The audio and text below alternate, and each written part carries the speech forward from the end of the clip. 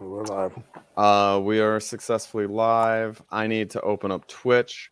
For those of you who are watching us anywhere else, I recommend going to Twitch so you can hang out in the chat with everybody there. You can sign up and you can hit that follow button. Then here it is. I'm going to open up chat. Oh, I have a friend request. I will accept that. Thank you, Susan.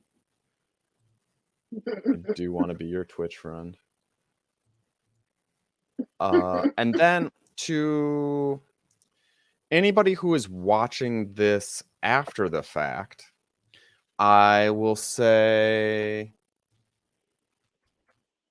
scrub forward a few minutes and you will get to the first story. Hey! Welcome aboard. And it is 6 o'clock. Bum, bum, bum, ba-dum, ba-dum, bum, bum, and we're officially starting. One more. That was a lie. One more tiny thing. I've got to share the show on Facebook.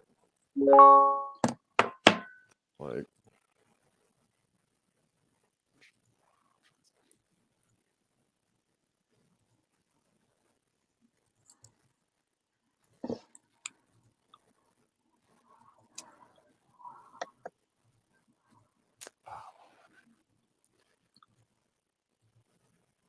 How are you guys doing?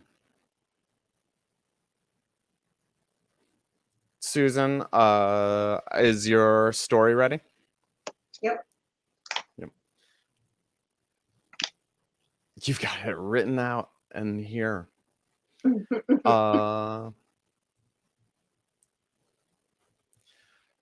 Okay, Mac, do you want to start us off? You are muted. Hey, well, welcome to the Workshop show. And the guy with the real headphones and the real mic is the co-host and producer of the show, Dan Boyd. Thank you very much. And my co-host over there is Mac McDavid. Try again, Dan. Like get back a little bit and then take a run at it again, buddy. Mac Devitt. And that should not be as difficult for me as it is. He is a lover of storytellers and of storytelling, and he's gonna give you a little rundown of who else is with us today. Yeah, I'm kind of the co-host and Dan's wingman in this situation. And Susan is our resident newbie storyteller, and Noah is our resident roustabout. And Amrita, are you a feature tonight, or have you joined our crew? She's the feature for tonight. Oh, good. Oh, good. So Amrita is our feature tonight. And that's it so far. So are we going right into the crew intro? No, we talk a little bit about the show, don't we? Yeah. So this show, Story Luck, is a 501c3. Right. And this show comes from our love of talking wonkishly about stories and to allow you to get sort of a glimpse of what process is like for different people. And we sit around and we do rough drafts of our stories and better than rough drafts of our stories. And we sort of chit chat about it. And then we try to do it for a second time. And then we do this special thing that Mac's going to pick up and tell us about. Well, let's do our quick introduction here of the crew in terms of, let's hit them with the prompt. How does that sound? Sure. As well as people in chat. So, and Amrita, hope you participate in this too. The prompt is, I had to start over again when. What's a time in your life when you had to start over again? And in just one or two sentences, okay? So we're just going to jump in on that. Okay, I had to start over when I decided that grad school was not for me, and I promptly needed to figure out what I was going to do with my life and how I was going to make money to live that life. I had to start over again every day since COVID.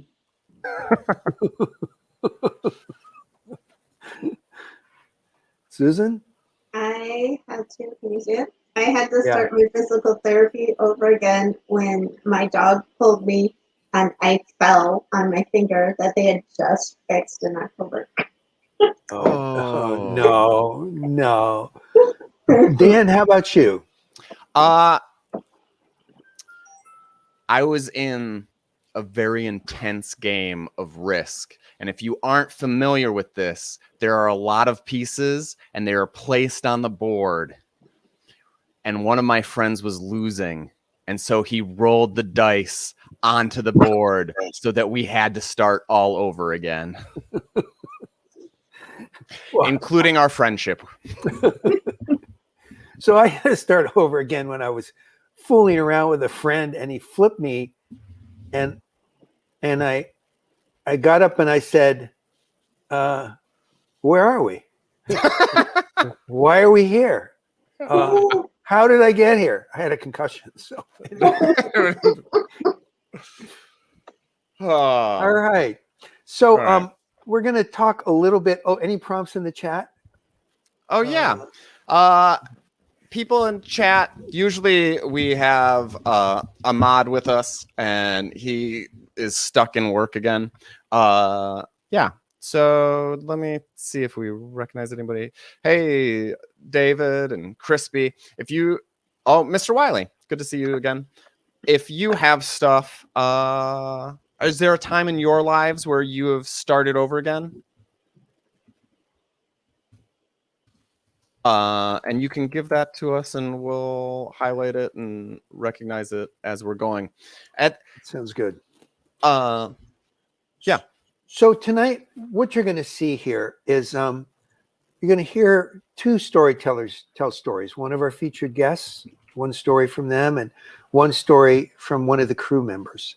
After the story, there'll be a time for feedback. We'll talk more about that, questions, comments, suggestions. And then Dan is going to, and then we're going to go ahead and give the storytellers an opportunity to sort of digest that feedback and work with a little. And Dan is going to launch into one of his special lessons about storytelling and how you can tweak your stories and work your stories to get to, and play with your stories so they can be more effective as you tell them. And then the magic happens because each storyteller, will have an opportunity to go ahead and tell their story over again. I did this confusing. The first person tells their story over again. And then later on, what's going to happen is the second storyteller is going to tell their story and go through the same process as well. And then there's a special something that happens right at the end of the show, which is that one of our crew members will tell one of those stories in their own voice, in their own way. And that's the way we're going to go out. So I tend to forget something here right about now. Susan, maybe you can help me with what am I? Sure, I can help you. So I just want to make sure that everybody knows that we are all friends here and we totally have respect for every person here. And though we like to play with stories and change them and mix them up and suggest that the storyteller also play along with us, we are not at all saying that there is anything wrong with the first telling of the story, just that we like to play. So play with us. Great, thanks, Susan. We are all friends here. Dan, back to you.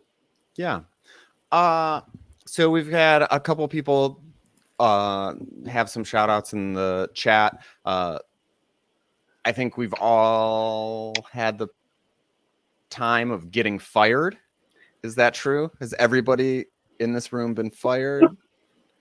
No. She's like, our feature's never been fired.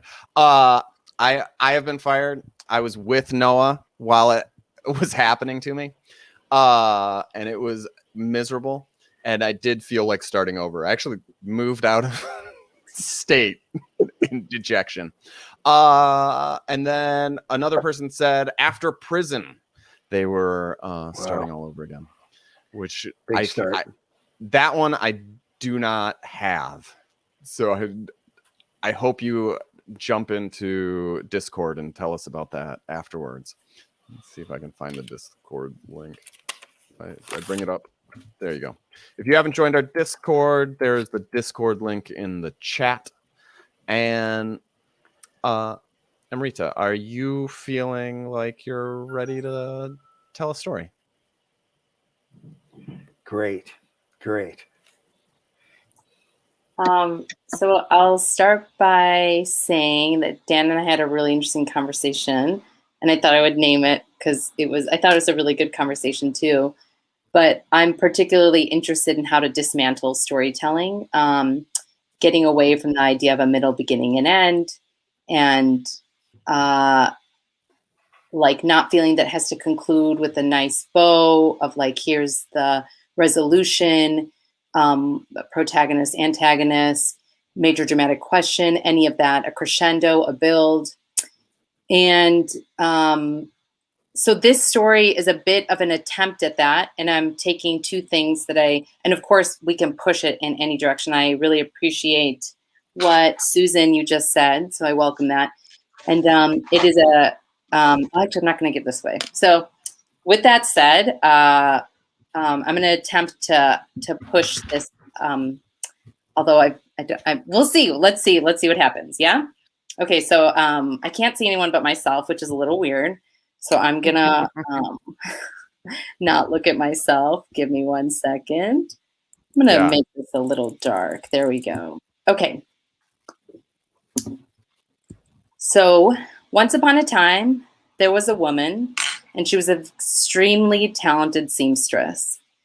And she was so talented that she was the head seamstress for the queen, the Maharani of Patiala. And this is around 1910. And she was extremely talented and also very beautiful. And when she was married, she married a man. It was arranged, and they were very happy. And he went off to serve, as was common, as India was a part of the British Commonwealth at the time, to serve in the Queen's army. And he went off, if you know history around that time, it was World War I. So he went off to serve in World War I. And as he left, she had already birthed a young son, and she was left to care for him, essentially with the help of his family, but alone as a single mom in ways, as he was off in war. So he left, and she waited, as did many women during that time in that region. And she continued to be the head seamstress for the Maharani. And years went by, and the war ended, and a few more years went by, and it was clear that her husband was not going to return. And facing the economic situation ahead of her, in that she was the head seamstress, even though it was for the queen, it was not a large income. And that her son was starting to come of an age that was propelling him into adulthood. And she was worried about what she could provide for him and what could come of him. So she went to the queen and she shared her struggle, and she asked, what can I do? And the queen said, and this was quite unusual for the time, she was like, well, let's have you remarried. You're quite beautiful and you're quite talented, and I can have you remarried with the head guard of the palace. And so she did, under the condition that her now second husband would treat her first son as if he was his own son, and anything that was theirs together would also go to him. And he agreed. And so they married. And she was about 9 months pregnant when her first husband returned from war as a prisoner of war. And he came into town, and what would have been common at that time is he would have likely challenged her new partner to a duel, if you will, he would have probably fought him. And upon return, seeing a different reality, he chose a different path. And what had happened to him is that the war, as a prisoner of war, had pacified him. And he came back and he was really clearly able to see that his wife's option was not really an option or a decision. It was actually the only choice she had as a result of a lack of economic anything. She had no choice. So she did what she could only do. It was the only path. And because of that, he devoted his life to traveling around, which is now Punjab, traveling around Punjab, educating communities and rural villages about the importance and the value of educating their daughters to give them economic opportunity and for the equality of men and women. He did have a son, and his son would often join him when he would go and give lectures in these. I mean, he wasn't really a lecture. It sounds much more formal. He would essentially go into a village, and in the town square, he would ask people to gather, and he would talk to them about the importance of it. This left a profound mark on his son, and his son went on to become the head of education of the state of Punjab. And he went on to birth 6 children, 4 girls and 2 sons. But he would often say that I have 6 sons, saying that my girls are as equal as my boys. And he educated both of them with the same level. So if one got sword training, the other one would too. If one was playing sports, they all would. And so this is 1940s, 1950s India. This was fairly radical what he was doing. And he went on to have those children, and one of those children was my mom. And she went on to come to this country and to further his legacy and the legacy before that, which is that we can achieve anything with the right opportunities and feasibility and accessibility. And I can't see anybody. Let me see. And I think I'm going to end there. Thank you. That's very cool. That's great. So we're going to start off with the question that is the 501k story luck question that we give everybody right off the bat, which is how do you feel and how did you feel while doing that story?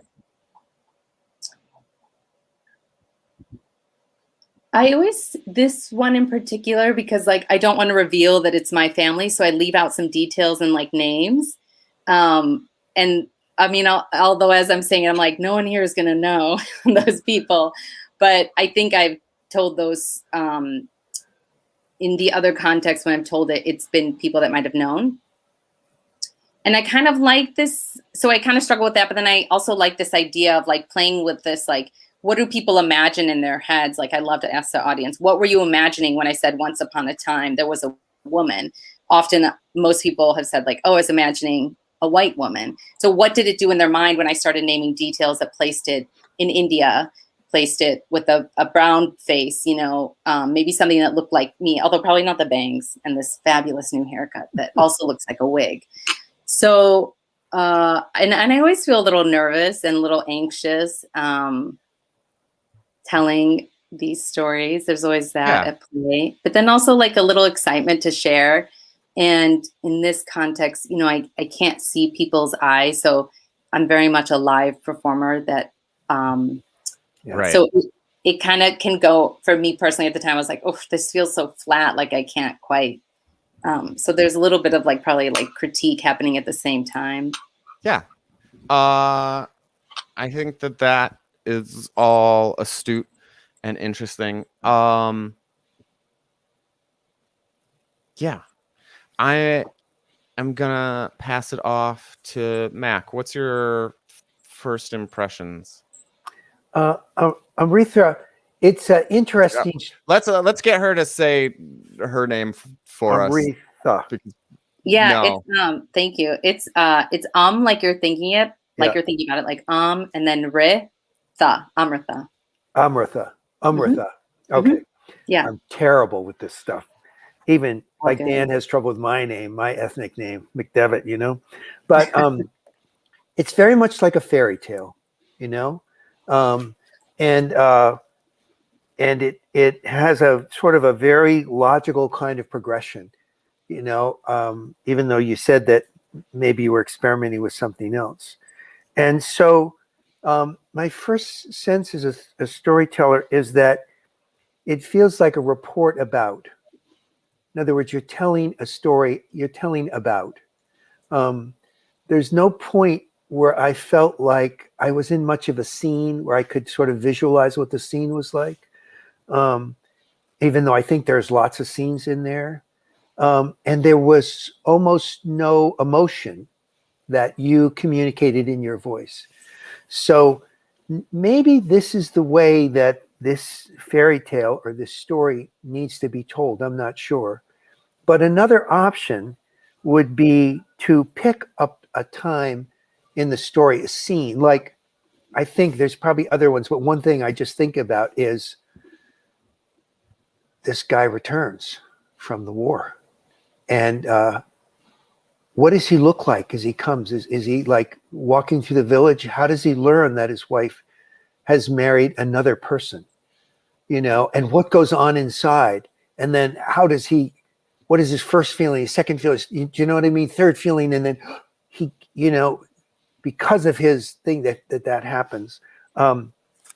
Or you could even, you know, start it where he's educating villagers. He's out there and he's educating villagers, and his son is with him. And, you know, it would just be another way to go. But I think it could, if you wanted to try something else, you could develop some scenes that would put us in there and be with the different characters. And the important ones are probably, you know, him, his wife, maybe even, you know, jumping into your mom and her being in this country and why she is the way she is because going back. So you could juggle it up a little bit.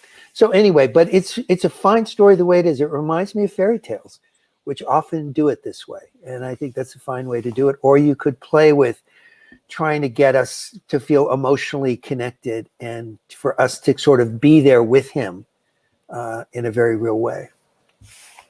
Yeah, it seemed pointed that, okay, so I don't know where I'm going to start with it. This is where I'm going to start with it. So at the top of this, you throughout this discussion that we had about sort of flipping the script, and this one it was like the timeline is linear and it's sort of plot. And what you flipped was this sense of like, you open with Once Upon a Time, but after that, it felt very biblical to me. You know, it's sort of in that, and he begot, she begot kind of style. And we get multiple generations in this story. And when you and I think, you know, that's very epic. And so just as a question to you, is that intentional? Is that something that you really want? Or is that like a surprising note? Oh, I think I left out a little piece at the top, probably because being like, oh, I should start the story. Why am I talking? Is that I followed a more like traditional format.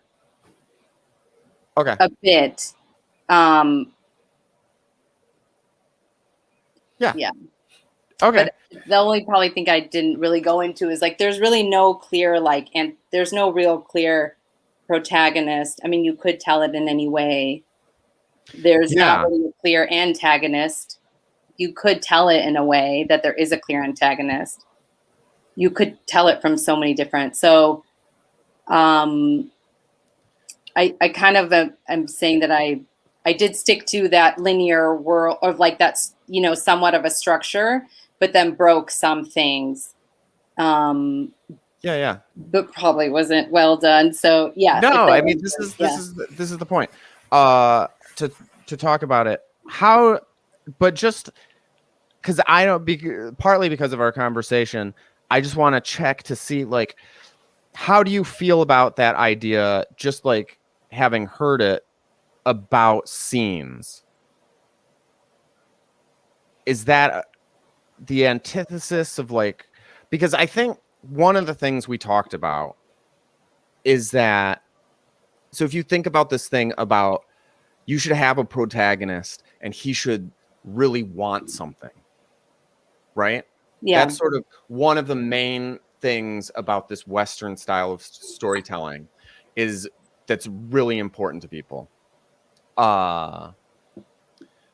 Yes, done it. There's going to be more stories, and she'll redo this one. So can I jump in for a minute here, Dan?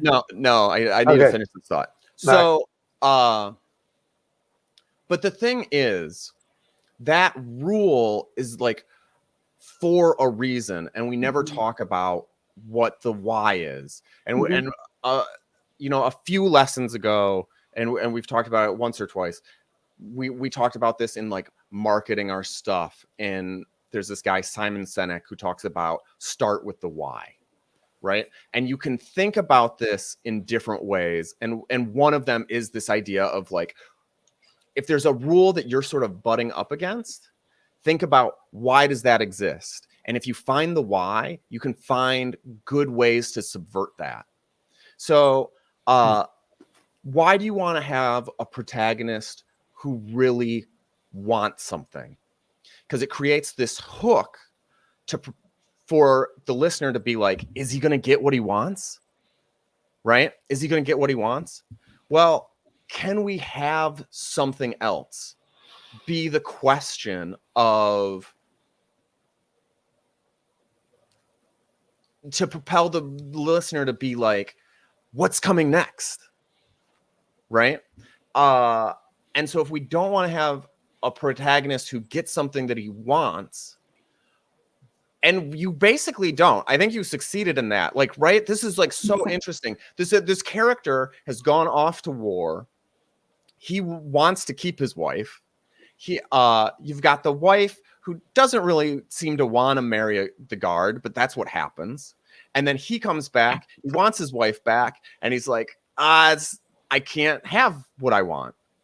And so I'm going to talk, and in the end, he uses that to say, I'm going to talk about sort of the systemic problem in the world that causes us to not get what we want.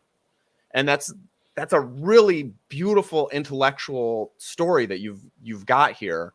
And the question is, and I don't have an answer right off the top of my head, is like, how do we get that hook so that the audience is like, I want to know the answer? Yeah, I think that that's like a really valuable like question, because we are trained to listen to stories as we are to be like, why am I listening? So another way is like, what's the major dramatic question? Why do I need to listen? And like, if we want to, this is a big thing to throw out there, but yeah, our stories carry our heritage and our culture.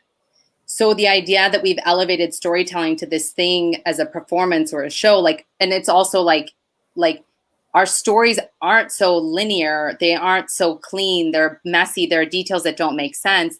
And so how do we get people to consider stories that don't have a major dramatic question? They could ramble. They could go somewhere that they never answer that question and never return. And we aren't even cultivated in how to listen to those stories. So there are certain traditions that do this, like native storytelling has an element of it. If you read some like old Hindu mythology, it has an element of being so poetic and metaphorical that you're like, what is happening? So that's a great question, because how do you that's a question for all of us. Yeah. How do we get an audience to listen when they have been so trained with the, and PS, this major dramatic question, like this model is in TV, it's in film, it's in everything in social media, right? How do you hook someone and then get them to stay? It's in storytelling, right? So that's a great question. That's like what we're trying to explore. Like, how do you do that? Yeah. And I think I'm going to piggyback off that a little bit. And I think that with every pro, there's always like a give and take in all these things. And you pointed out a really good one, which is to say that what we do when we create these really clean narratives of our life is that we obfuscate how sloppy stuff is. Mm-hmm. And you see this a lot. She pointed out social media, right? You see that a lot, that kids and even adults will forget that this is their best self that they show, right? And you just lose that sense of reality that this is a little bit fake. This is a little bit not how the world is. And so her question of like, how do we tell these stories that are allowed to be sloppy? And I would like to say, one answer is the workshop show. We want to have sloppy rough drafts so you can see that it's not amazing and slick when it starts. But number two, a thing that we talk about is I think audiences are willing to go along with you if you ask them. And it's okay to put that at the top. Set the expectation. Hey, this is going to be a sloppy story. And there's probably different ways to do that. And maybe like sloppy isn't the word you want to use, right? Yeah. But if you do that, they'll go along. Part of the reason that it's hard to get people to go along is because audiences don't like, it's not that they don't enjoy weird stories. It's not that they don't spend, $1 million going to see freaking Tenet or Memento or whatever it is, right? They see weird stories. What audiences don't like is having their expectations subverted and they didn't think it would be. That creates this sort of dissonance in them. Oh, I got tricked. You're pulling a fast one on me. If you tell them up front, this is going to be an Andy Kaufman story, then they'll be into it. And so that's one thought on that. Yeah, it's for sure a challenge. Like, how do we?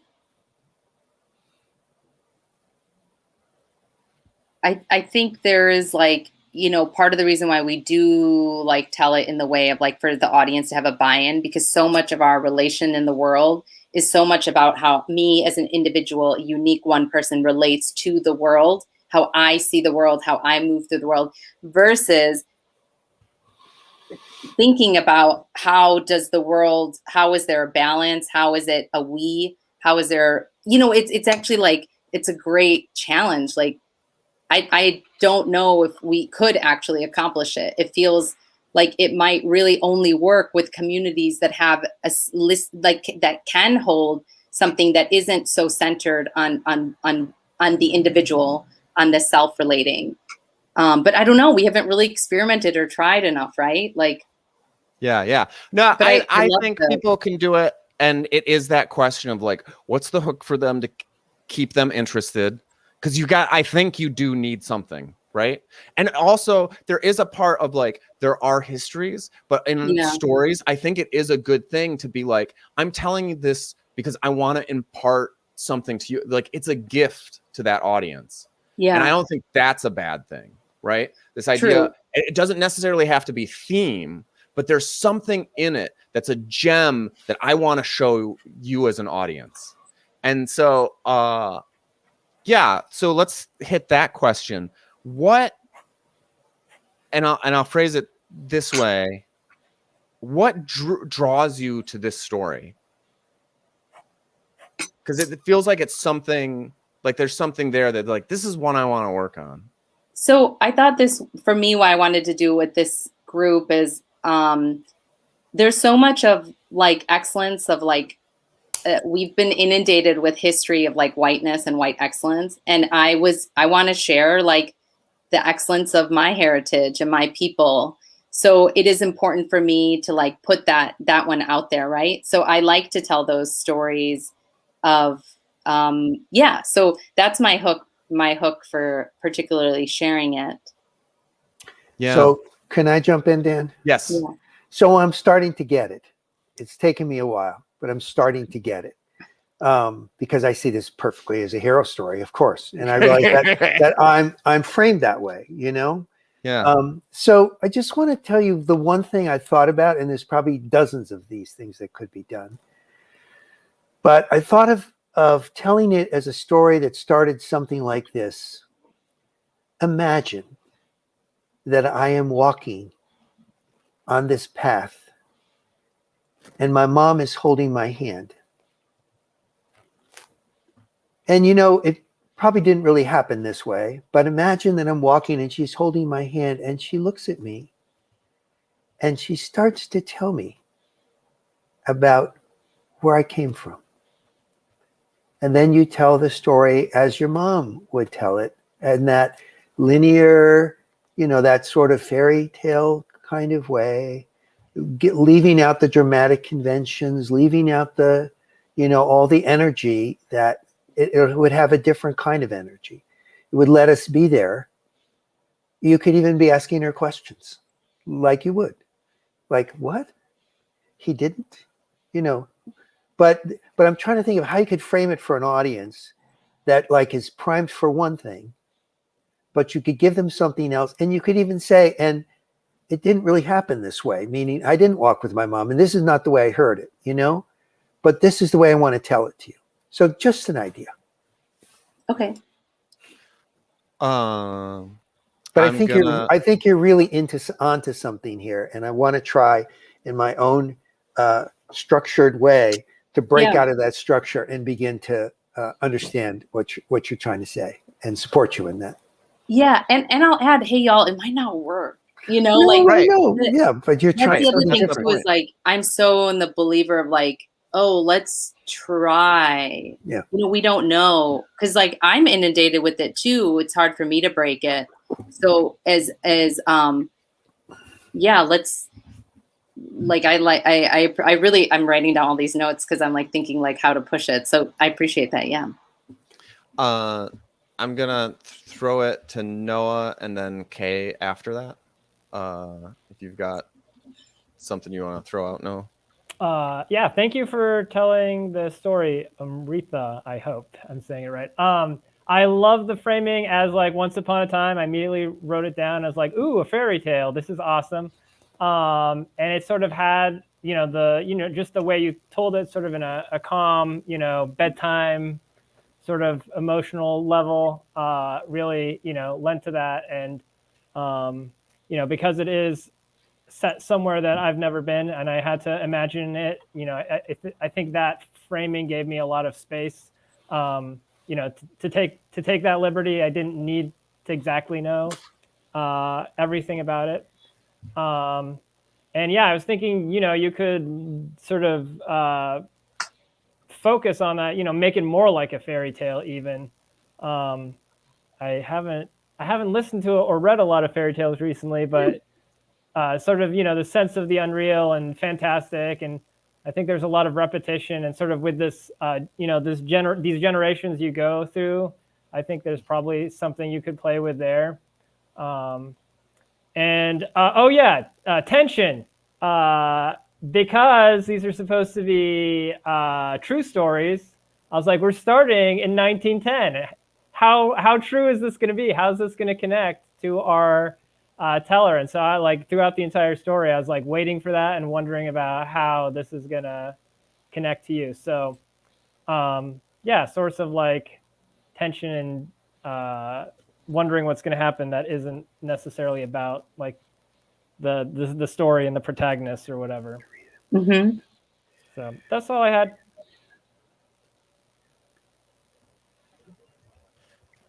I am definitely going to piggyback that I enjoyed the fairy tale quality. Amrita, this was amazing. And I also wondered, is this going to turn into a fictional tale?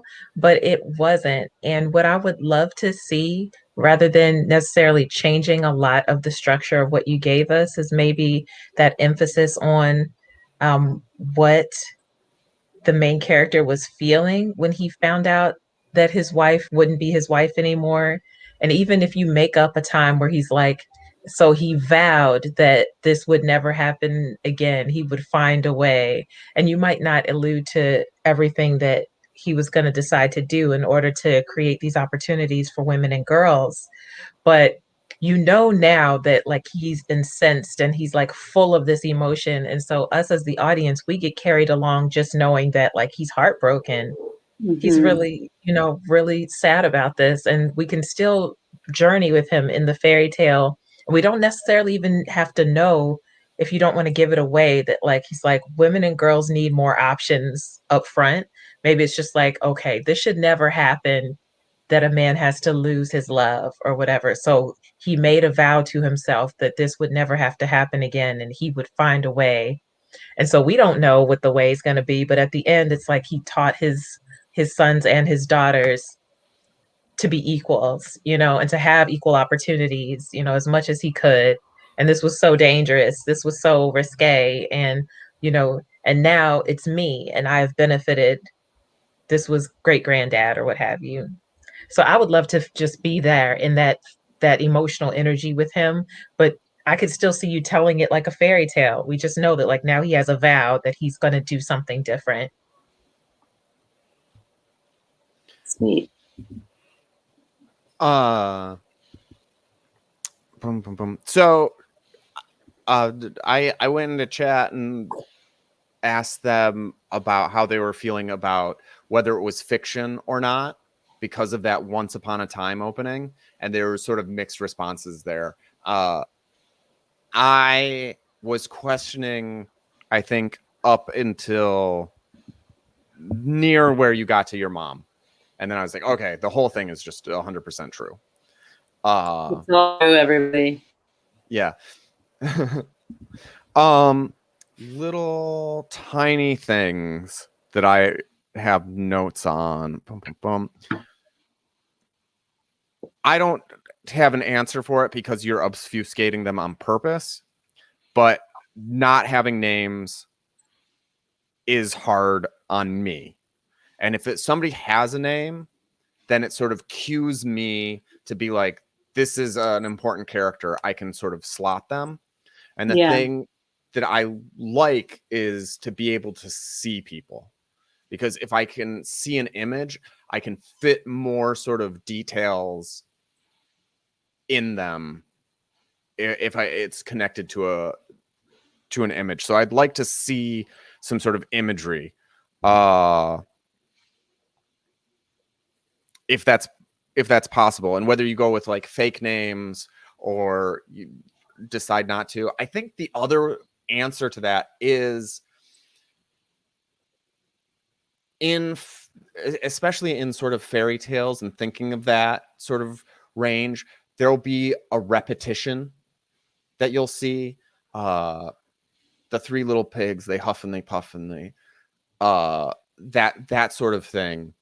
And I think that there might be a way, if you're not doing names, there's some sort of imagery or some trait that you could bring back with the person that maybe repeats. And that would be probably something to work out, as you're like futzing with it and to see what you like the best.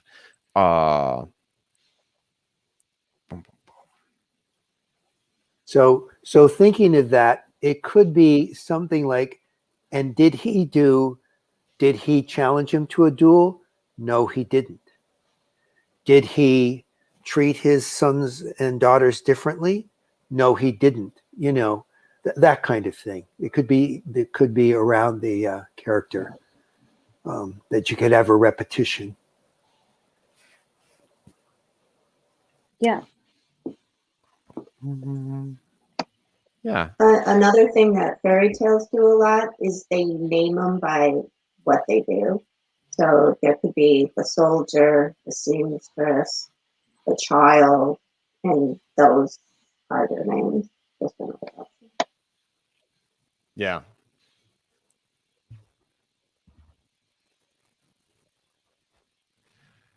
Oh gosh, sorry. I just realizing I keep getting backlit. Sorry. No, you're good. Boom, boom, boom. Yeah. Does this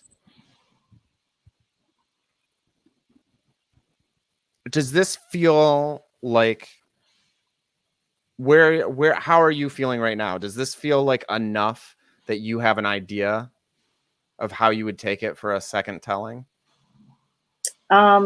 Yeah, for sure. I mean, obviously I won't hit everything, Sure, but there sure. will be someone's notes that I went really hard on. So you'll all have to guess who that is. And that person is the winner, y'all, because it's all about winning and losing, you know?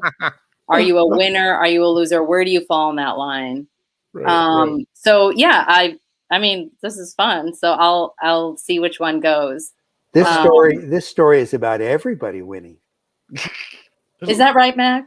I think it is I about kind of- everybody I mean, winning. Yes, it's Oh, about Kind of everybody like ends up, you know, figuring out their way. yeah. I guess they do, except for the woman, y'all. Oh, we don't hear She did anything not. about her. We have nothing. But you know, women, they're kind of invisible. As long as they're supporting a man, it's like they're doing good. So personally for me, I also thought she worked out just fine.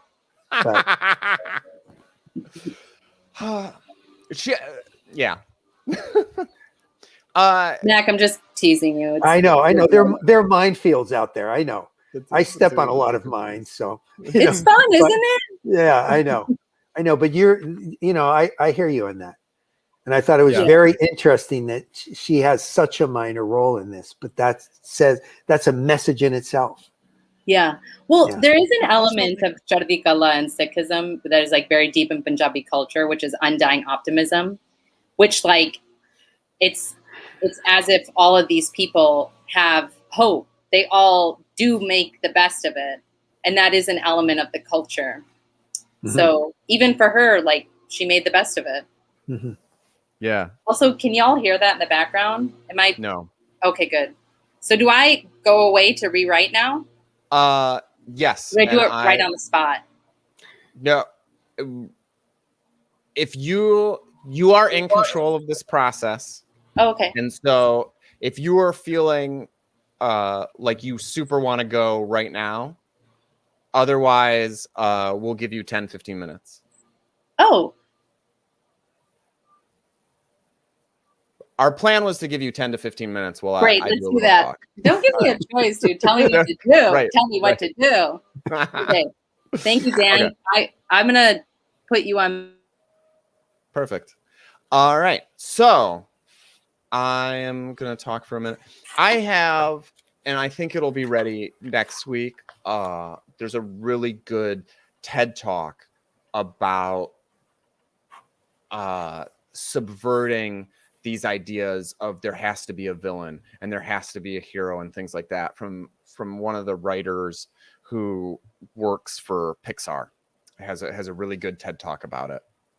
But what he doesn't mention is he subverts those, but he still answers that underlying why. And next week I'm gonna have it so we can sort of take a look at it in clips, and then I'll come back and talk over it and sort of point out what I think he's missing from the grand scape of things. But it is a great example of going after this stuff and changing it up. Today I'm gonna talk a little about the hobby horse that we always do, which is that there's like two big things for us, right? Number one, telling these stories is good in of themselves. You don't have to do anything else other than figure out your stories. You don't even have to tell them to anybody. Figuring them out in your head, whether you're writing them down or walking around during your day, sort of figuring out the narrative arc of your life. What happened when? What's the most important thing to you? That sort of stuff is a world of good, and it helps you sort of just know who you are and find that authenticity that everybody's looking for, and figuring out who the real you is. And it's, you figure that out through the stories that you tell, especially to yourself. So that's number one. It's just good to tell stories. Number two is that it is a skill and you can get better at it.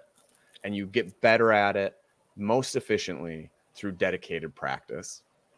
And so I'm going to talk a little more in depth about what dedicated practice is today. And it sort of touching that tip of the iceberg sort of thing. But hopefully you'll get a sense that there's an iceberg underneath this. So there's a limiting belief that a lot of people have, which is simply some people are good at XYZ and some people aren't. And what we have found through study and through trying stuff ourselves is if you put in this kind of dedicated practice, you get better at it.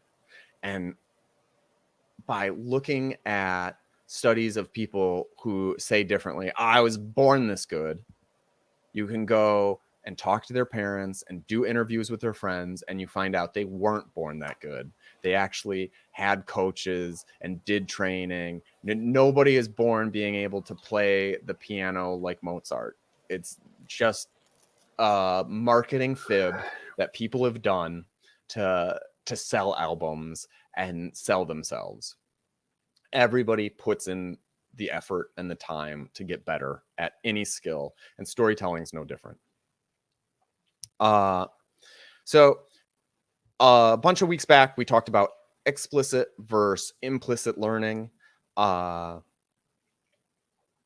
of the things that's along these sort of similar lines, and you can see throughout history, is people will study stuff and they'll get into it, and then eventually they will pop off into this part that it's hard for them to understand. And, you know, sort of throughout the ages, you have this, whether it's in math or the sciences or you know, the study of the stars, and they get to this hard spot and then they're like, God did it. And that allows them in a similar way to be like, well, some people are good at it and I'm just not one of those people. And so that I don't try anymore. Oh, I don't need to explain gravity. God does it. I don't need to explain whatever. But that's not the way it works. You can keep striving. And if you don't put up these sort of artificial roadblocks, you can get better and better at it.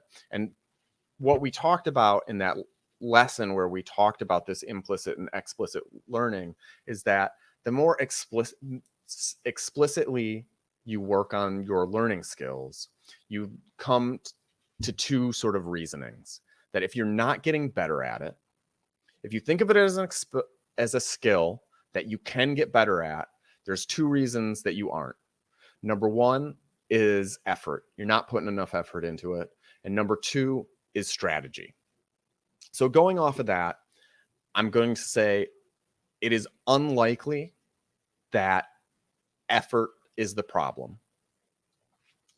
And one of the reasons this is I was reading about this study today, and so they did this study on learning Spanish. And they took these people who didn't know any Spanish, and they had a big group of them, and they split them up into 3 sections.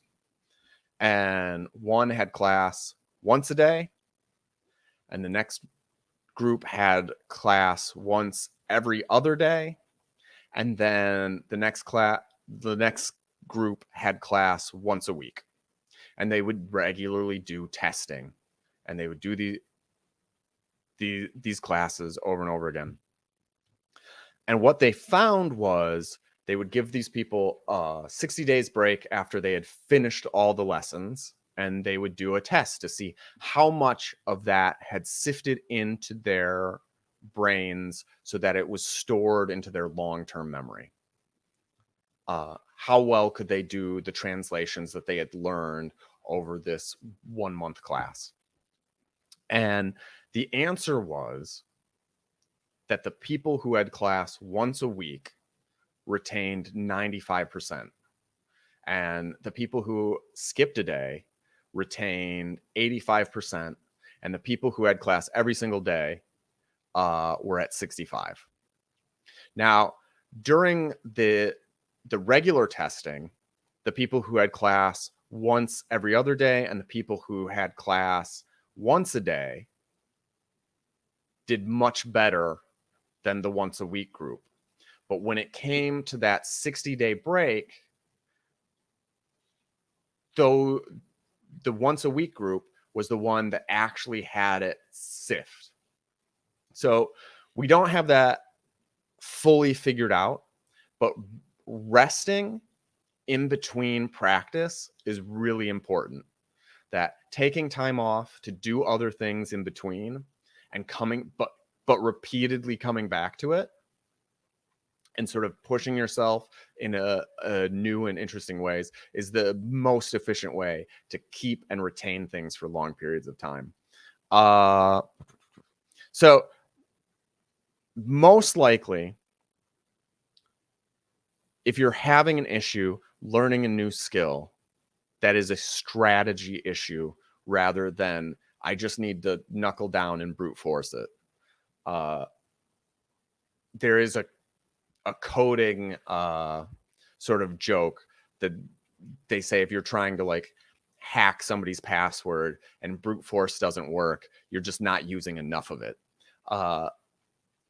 And while that is true, it is not the most efficient way to find somebody's password, right? It's not the most efficient way to brute force your way to a skill. This is a little bit counterintuitive to how we think about growing in skill in general, because we think that doing the thing over and over again will make us better, even though we have massive amounts of evidence to the contrary. And if you and it's how we generally teach ourselves to get better at processing.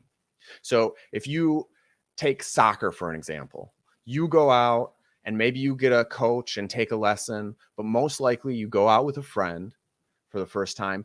They teach you a couple of things and you get good enough where it's not embarrassing, right?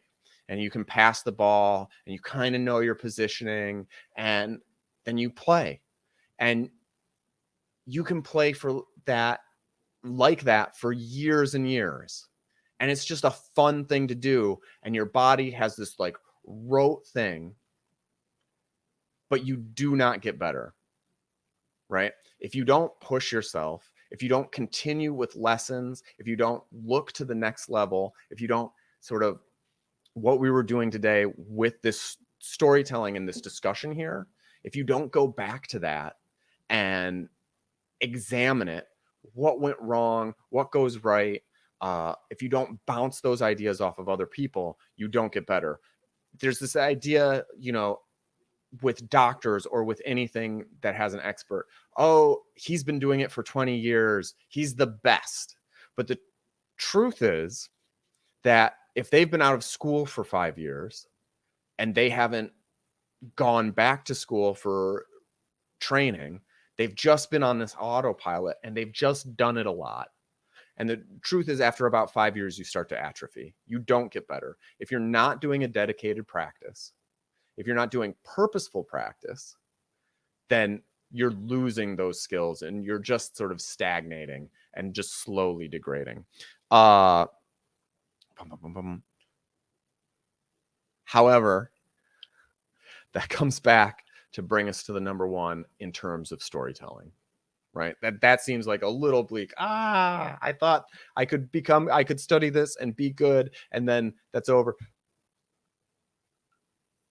you don't have to be the best of the best at any of these things. We need people who are good. We need, you learn to be a driver and you drive around, right? And you're fine. You don't have to be an IndyCar racer. You don't have to make everything this dedicated practice. You put in your 100 hours or your 200 hours and you're good enough, and that will set you for life. And that's the same as that number one, right? Telling stories is good in of itself. Sure, you can get better, but you don't have to. You can just tell these stories. And it's just so good to share with other people that you don't have to worry about the other stuff. All the other stuff is just icing. And so next week, we'll do a little talk on sort of subverting and getting to that why. And how do you subvert it and still make the story compelling and work? And we'll go back to everybody by pressing this button. Hey.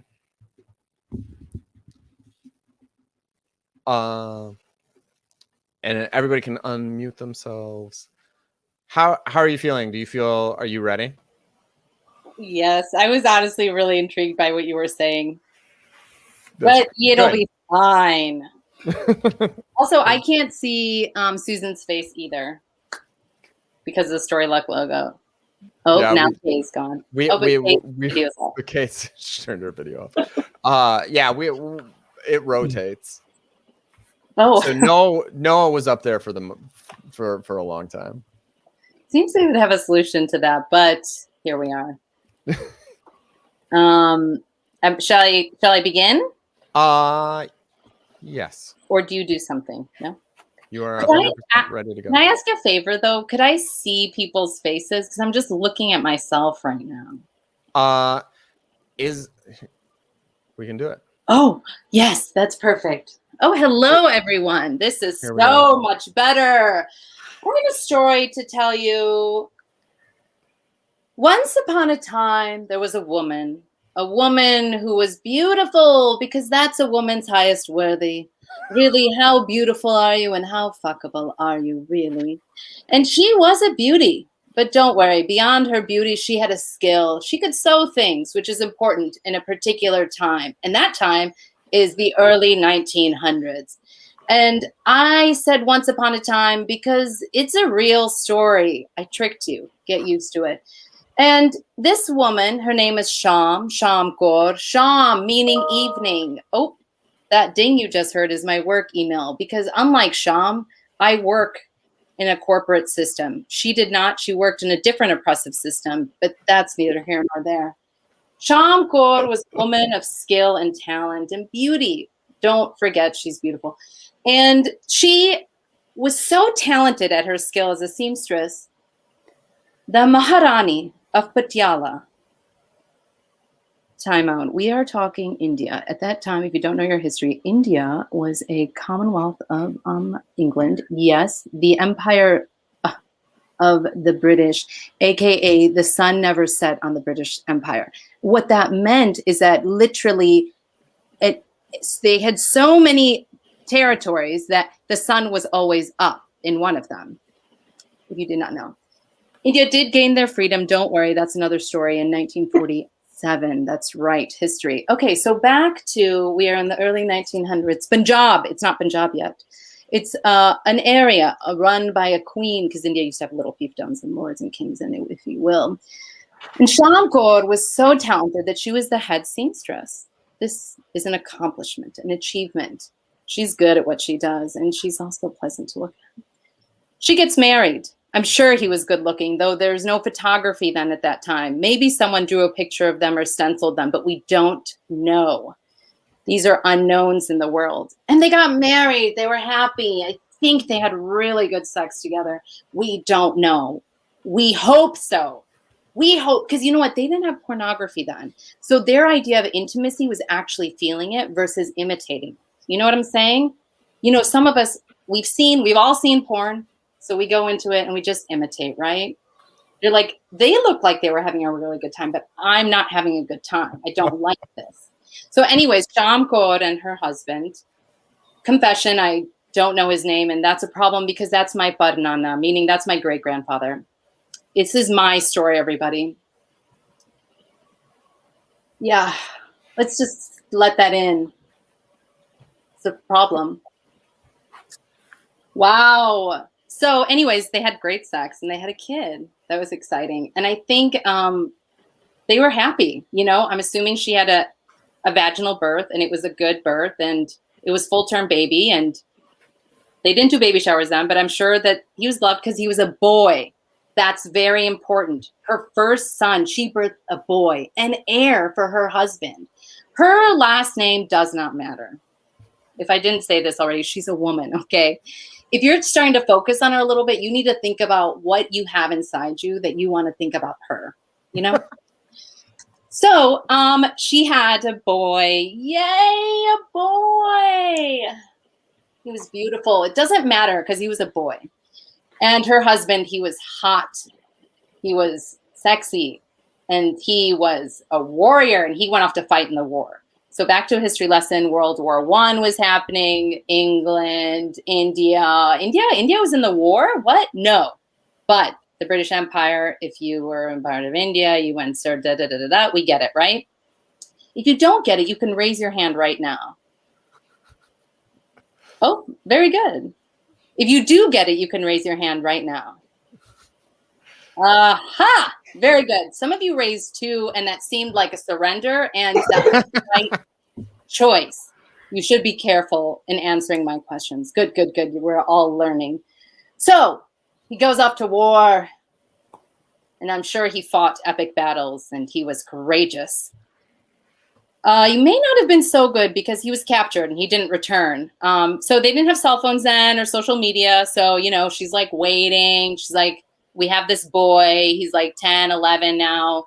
It's been a couple years after the war ended. The war ended when? 17, 18, something 19. like that. Nice, Mac. Nice. Horrible, horrible war. Horrible. Trench warfare, yeah. Trench warfare. And what year did America enter the war? Kind of late. 2017, that's right. Only National Museum, not on the mall, and by the mall I mean Washington, D.C., is the World War I Museum. It is in Kansas City, that's right. And there's a whole conversation about why it ended up in Kansas City and the hope that they had for Kansas City at the time. Well, let's just all agree that Kansas City did not become anything other than Kansas City. Anyways, he didn't return. He probably, we could have a debate about this. Was he good if he was captured? As we've heard some of our politicians say about John McCain, he was captured. Was he good? I don't agree with that, but someone could argue it, and I would be happy to engage in that argument. He doesn't come back, and Sham's like, what the fuck? What am I going to do? My son's getting of age. What am I going to do? And remember, she's a woman of high skill and high beauty. And so she goes to the queen. She's like, hey, what's up? My husband isn't back, and I'm a little fucked. What am I going to do? I have no worth. I don't have any assets. I can't claim my husband's anything. I'm technically a widow, or what? She's like, listen, you're hot. I can hook you up. The head guard, he's totally into you. He checks you out. So I'm going to arrange your marriage to him. They get married. Apparently, she did say yes on the terms that he would agree to treat any children that were born as equals to her own son. And by the way, her son's name is Gurbachan, my grandfather, Gurbachan Singh. Also a side note, well, actually, no, never mind. You're probably wondering, what was I going to say? No. Okay, thank you, Noah, for your honesty. Thank you. So, Gurbachan is born. They have the wedding. I don't know if she wore what she wore at her first wedding. These are all details. We don't know. There was no photography. And they get married, the head guard. It looks like it's all good. She's still hot and a really good seamstress. And she gets pregnant, and she's 9 months pregnant. And in walks into town her fucking first husband. It's like, where you been, buddy? I was stressed. I have no economic options. All I can do is sew or have babies. Where have you been? You know? I don't know if they chatted, honestly. Nobody knows. But I theorize, hypothesize, and lie right now and say that they did talk and they made out and they also had sex, but they didn't have a baby after that because she only had 2 children, 2 sons, the son to him and the son to the second. That's right. Another boy was born. This woman's like, in terms of standards at that time, she's good karma. She's only birthed boys. She's hot and she's a seamstress. So the fact that I've even named her is actually like, I didn't need to name her. She could have just been a nameless woman. Anyways, her husband returns. He sees this. He's very sad, heartbroken. He's like, I love you. And he has a thought, I'm going to kill your husband so that we can be together. But then he remembered, oh yeah, I'd been in war. I'd been in prison war. That really sucked. I don't want to inflict that pain on other people.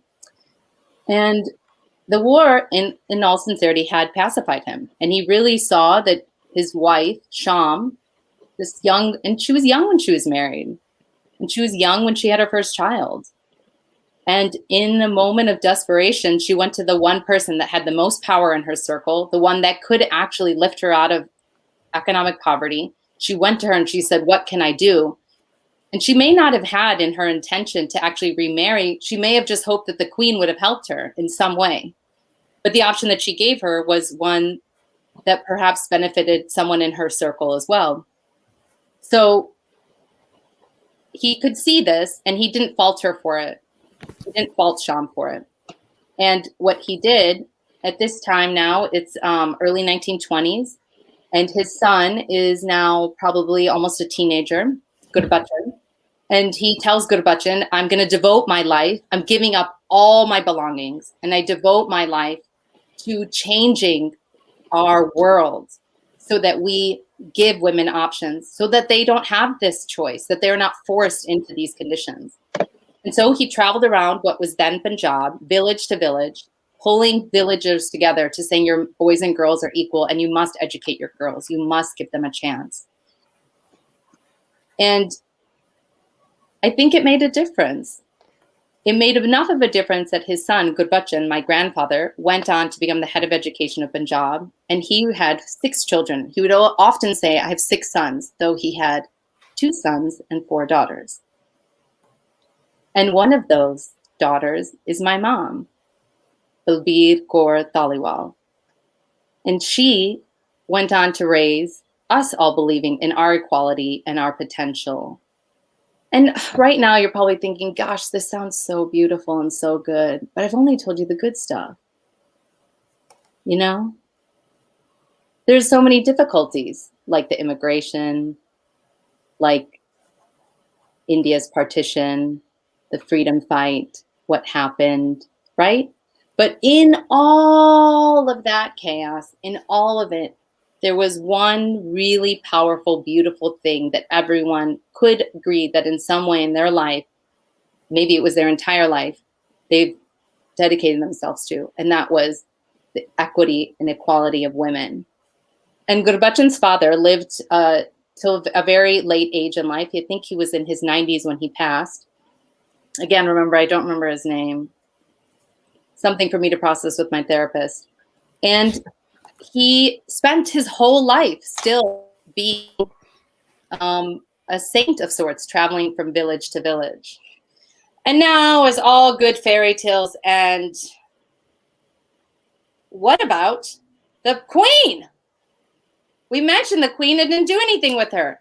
She lost her kingdom, actually, because India got rid of kings and queens. So that's a little sad.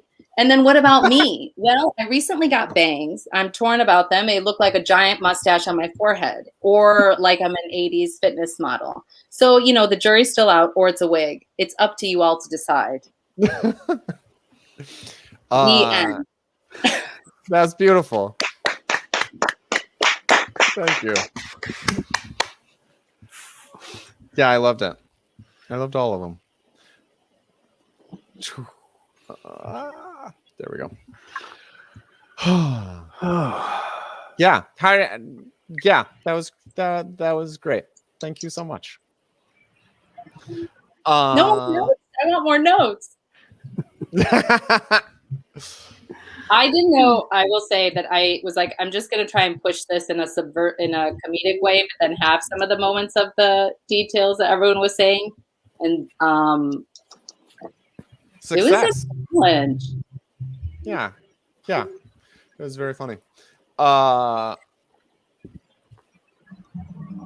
I think your bangs are a success, just so you know. You take as long as you need to figure it out. But I've got what they call a moon pie face. I don't have any bangs here, and sometimes I try to get bangs to cover up the moon pie, but why? It's here. Embrace That's it. right. Embrace it. That is a beautiful thing. Embrace it. I just want to say you did a fantastic job. We usually don't keep giving notes after the second telling. You just did a fantastic job. You had the fairy tale, but you also had us with you as you are now, who you are now. And you're a wonderful, unreliable narrator, which is a whole way of telling a story and keeping people engaged. So anyway, thank you so much. You're very creative, you're very energetic in your embracing of playing with your story and keeping true to what you're really trying to do with it. Yeah, I think your choice to have everybody on screen, I could tell had a profound positive effect on your telling. Yes. And so, making those sorts of choices and being like, I mean, that's another big thing about any stage performance, right? Is like getting that courage up to tell people, this is what I want. Don't fuck with my shit. That's a big part of it, and learning to do that, because it really helps what's going to make the performance the best. So that was really cool. So we need to make sure we introduce Kay, who sort of slipped in here through the back door. Kay is our tender heart. And Kay, did you notice the prompt about a time when you had to start over again? Would you share with us a time in your life like that? Yeah. I definitely had dissolved a engagement, and after that, thinking that I was going to be with this one person, I realized I don't know what I want to do or who I want to be with. So I went back to the drawing board. I had to start all over. Thank you. Thanks. All right. So with that, we're gonna push it over to Susan, who has our second featured story for the day. Second story. So, my 24-year-old son, Michael, says that we are in a matrix and that we are all programmed. I fear that maybe I programmed him. I didn't mean to, but he was born a week overdue. I was really big. I think I'd eaten a few too many Three Musketeer bars. Co-workers kept asking me, "Are you ready to have this baby?" All I ever said was, "No." I felt great, best in years. I had what they call PMDD. So before being pregnant, I was suicidal every month for a week. Every month, I would have to tell myself, "You will not feel this way in a week. Just get through the week." Once I was pregnant, I was no longer suicidal once a month. It was heaven. I felt great. I had my baby with me all the time. I didn't have to do anything extra to keep my baby with me. So no, I was not ready to have my baby. My body had other plans.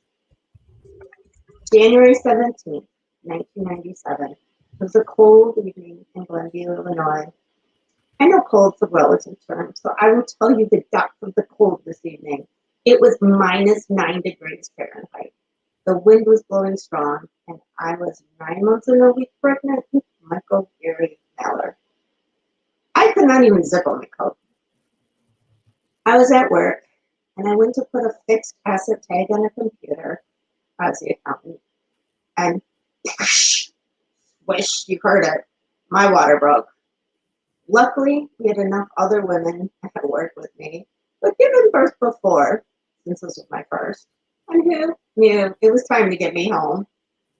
It was close to quitting time anyway, so two women drove me north to my condominium. One drove my car home, and the other one drove me home. I walked up the 3 flights of stairs all by myself to our condominium, assuring everybody who left me at the door, don't worry, I'd be fine.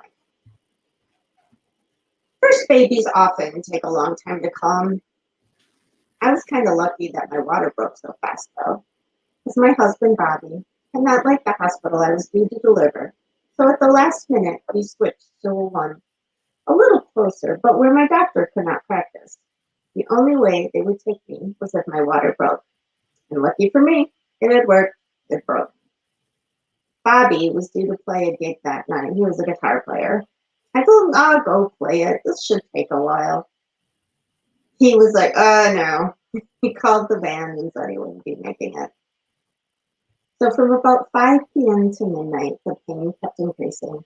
I was crawling on all fours, trying to relieve the pressure off my back. It seems Michael had flipped to what they call sunny side up and was scraping the back of his skull down my back. Around midnight, Bobby said it was time for us to go to the hospital. I couldn't even sit down, so I rolled myself into the back of our full-size van and I lay on the floor, feeling every bump in the road. Since we did not have a doctor there, we were not informed about the procedure to be admitted there. It was dark, windy, way below freezing cold. It seemed that the parking lot was full, so Bobby parked about a half-mile away from the hospital. I guess we didn't think this was a true emergency, so we slowly walked the half-mile to the front door of the hospital, only to find it locked with a sign saying, "Go to the emergency entrance." It seemed that was another quarter of a mile around the building, in the wind and the cold. Finally arriving at the emergency entrance, they asked who our doctor was.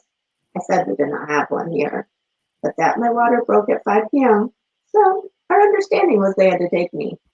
The looks on their faces were one of shock that someone would purposely plan to go to a hospital where their doctor did not practice. But as advertised, they had to take me because my water broke. They didn't have room for me, so they put me in the post-op room where just curtains and beds were dividing the patients. They did not offer anything to help the sunny side up positioning, and anything I asked for, they said they did not have. My mom never took drugs to stave off the pain of childbirth, and I was a 9-pound baby. I wasn't going to take any painkillers either. But it was now nearing 12 hours, and Michael still had not arrived. It seemed, just as I had not wanted to birth Michael, he did not want to actually be birthed. Besides flipping himself 180 degrees, he had also kept slowly coming down, only to push himself back up. The doctor could see his head, and then swish, it disappeared back into me. This went on for almost 7 hours as we were in the post-op makeshift delivery bed. The doctor said if I took an epidural, it would help, but that was a definite lie. He was prepping me for a C-section without my knowledge. Once I had the epidural, I could not even lift my legs. I was paralyzed. They had paralyzed everything from my waist down, and yet still said lift up your legs and push. It was ridiculous. But they made Bobby take a leg and a nurse take a leg and told me to push. I had no feeling from the waist down and could not move, so how could I push? I could not. Finally, they convinced me that the only alternative was a C-section. We teased Michael to this day, but he was not ready to come out into this world. You wonder, though, did I program him? Very interesting. Thank you so much. You are having a little bit of mic trouble, Sorry. and so it was very echoey. It seems like you are using maybe the mic that's on your computer rather than the mic that's plugged into your headset.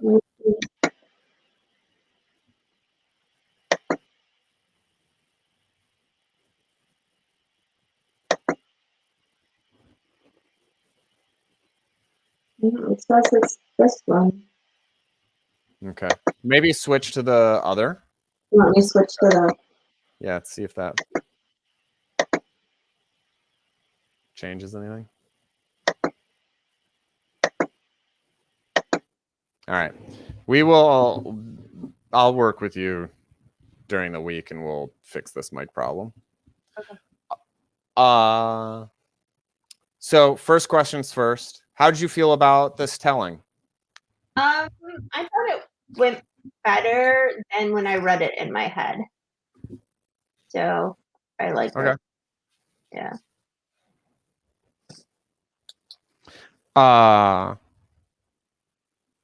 So you showed me a version of this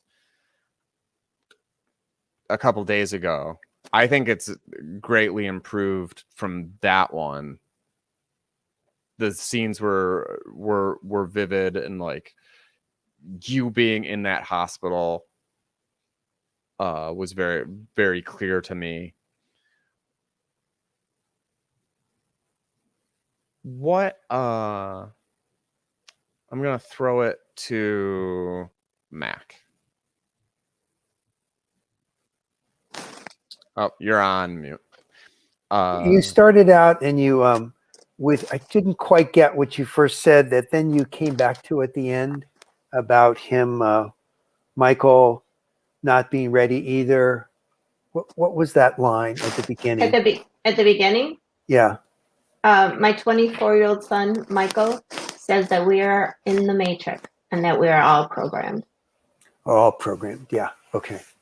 Right. So maybe what's happening, if you're on your mic on your headset. No, not now. I'm supposed to be on the computer. No? Okay. Is it even worse? Does it It's seem better? It's much Oh, better. it's better? Okay. Yeah. What might be happening though is I believe the mic on your headset is on the cord and you have it behind you. Oh, I sure do. Yeah, it definitely seems like it's that because every time you rustle. Oh, there we go. Do you want me to put it back or no? No, you have it correct. This is the best yet. Okay. But it needs to, if it rustles on your shirt, then we hear it. Okay. So that's one of our issues. Okay. So it is coming out of that microphone right now. Yeah. Whatever Good. you said. So Susan, I just have a question for you. What for you is kind of the heart of the story? What's the story about? It's basically about Michael not actually wanting to be in this world and thinking that we're programmed and that he was like stuck here. Okay. Your ending line makes it seem like it's about you wondering, you sort of taking that in, that idea of programming and being like he's sort of won you over with his matrix theory. Well, yeah, like since I don't believe the matrix has programmed him, I'm like trying to think of why he thinks he's programmed. Like, did I do something? You know, we tease him a bit, not often, but sometimes how he didn't really want to come into the world, and like, have I sort of programmed him?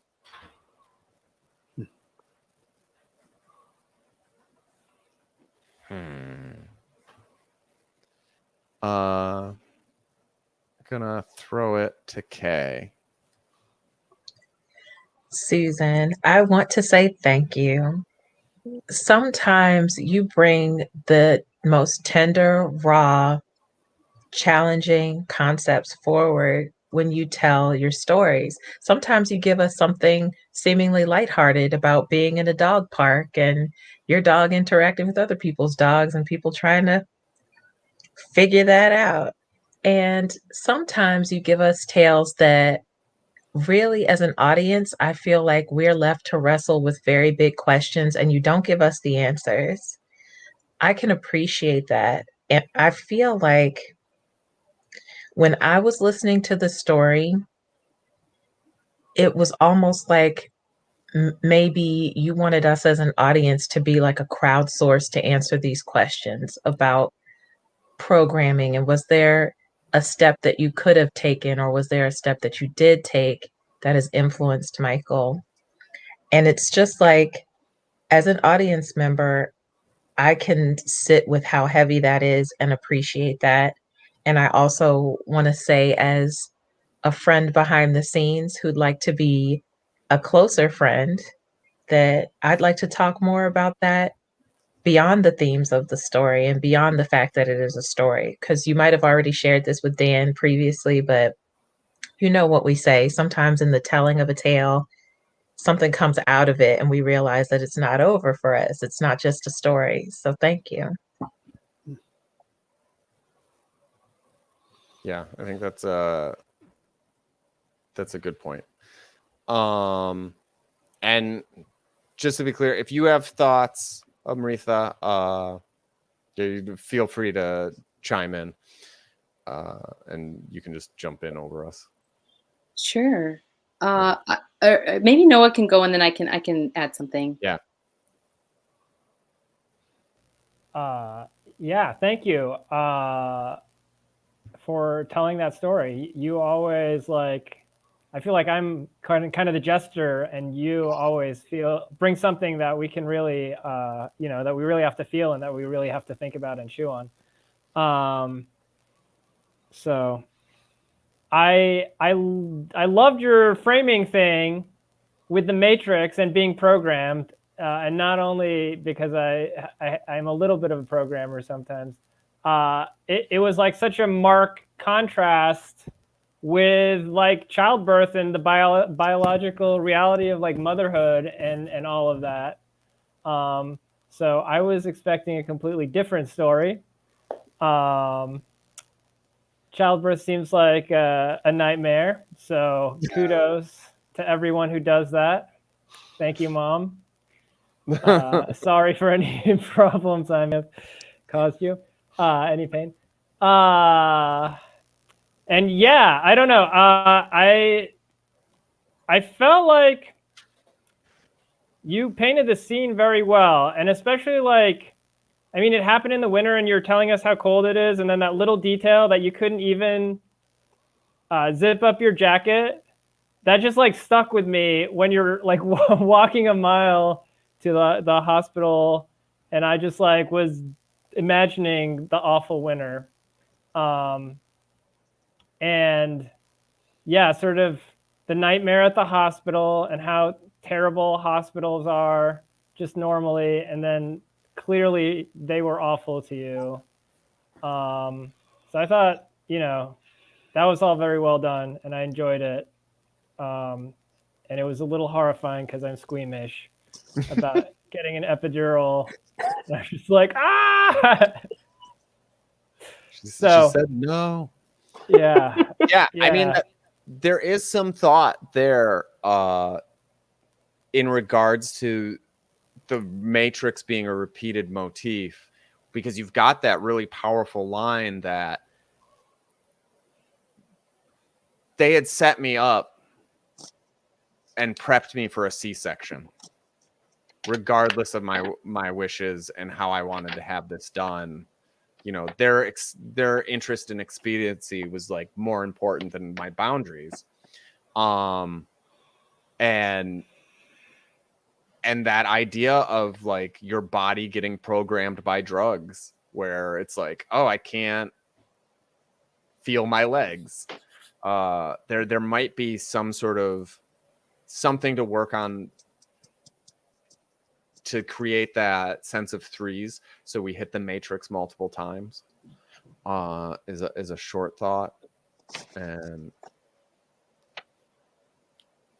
you look off into the distance. Do you want to say something? Oh, I'm listening. For some reason, my audio got really funky, so it's one speaker. Yeah. But Susan, thank you so much for sharing that story. And gosh, I'm just so struck by how we know so little about someone, and then they start telling us about themselves, and they change in front of you.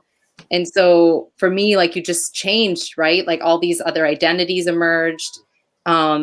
and it's so, and you have such a soft, like kind voice, and there's something really dynamic in that juxtaposed with the story that you're telling. I felt such a violation for you that they didn't get your permission, but they didn't involve you in that. Yeah, just a very, so thank you for telling it. And I'll withhold notes as I think. Yeah. Because Yeah, that's good. I threw it up on the board, but I'll say TJ definitely thought it put me in the mindset of what it was like to go through childbirth as a mother. Love how you brought it full circle in the end. I do think your ending line hits with weight, and that's a positive thing about it. And so there's like a question of like, how do we emphasize it? How do we lean into the things that we liked about it? Do you have thoughts? Me?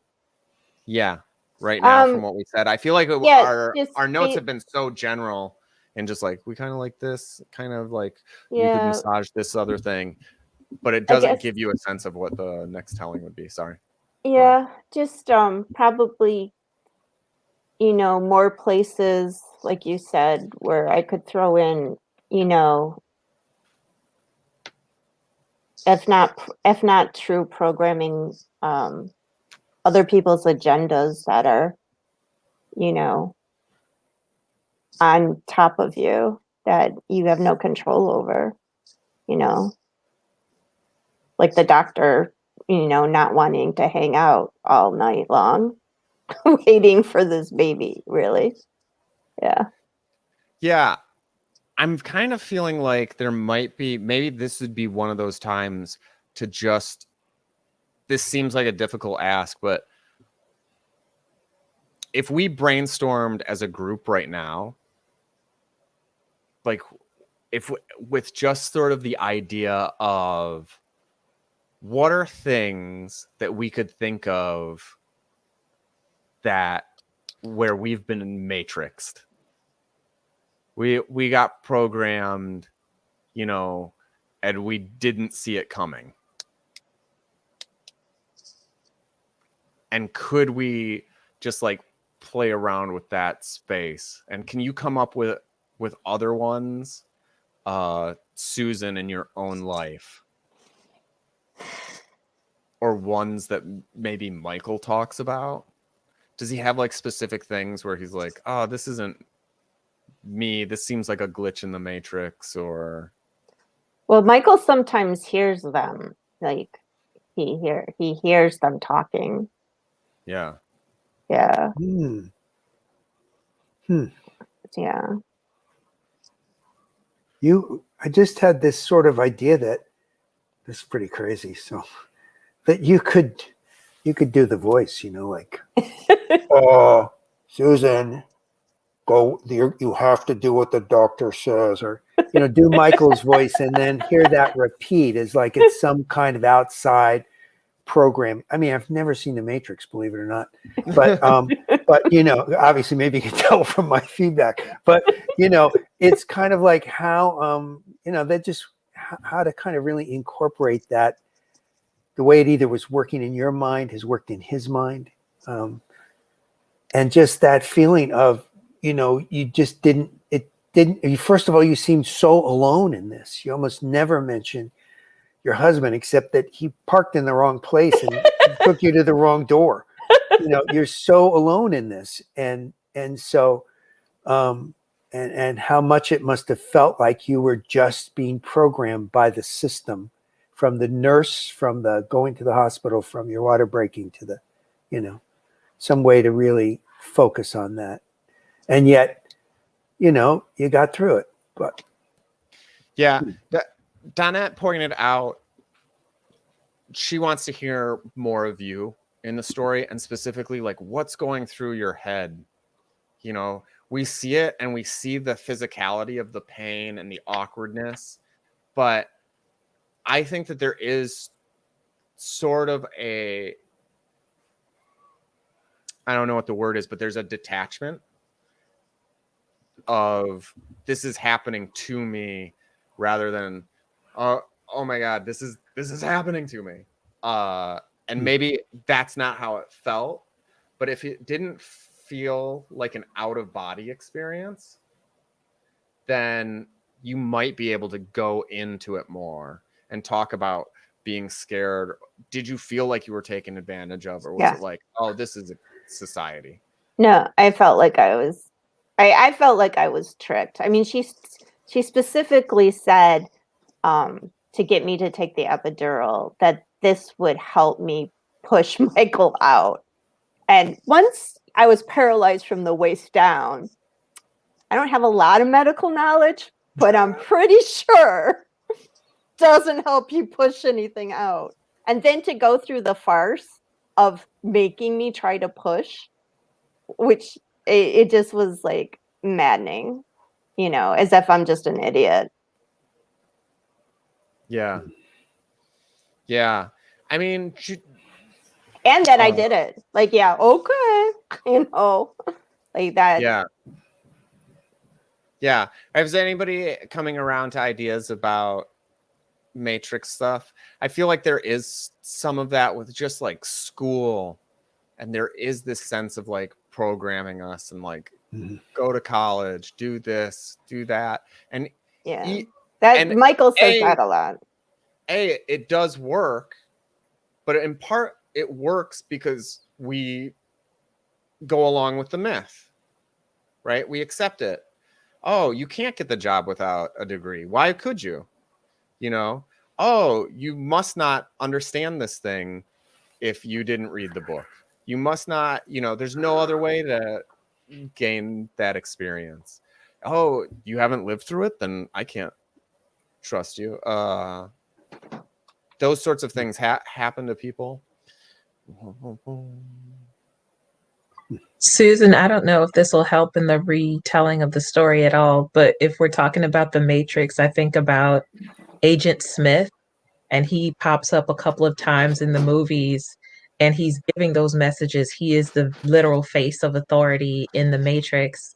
So I don't know if you would name drop Agent Smith, like just like Agent Smith, you know, this doctor is saying this is what you have to do or whatever. And well, you know, that's what happens in the Matrix. You have to go along with the program.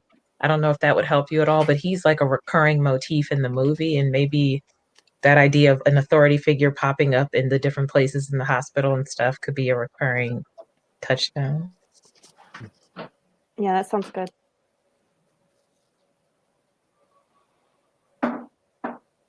Oh, I had something and now I was blanking. Agent Smith, thinking about... The Matrix also played a lot with, like, they almost played with every religious theme. They played with, like, Christianity. They played with everything.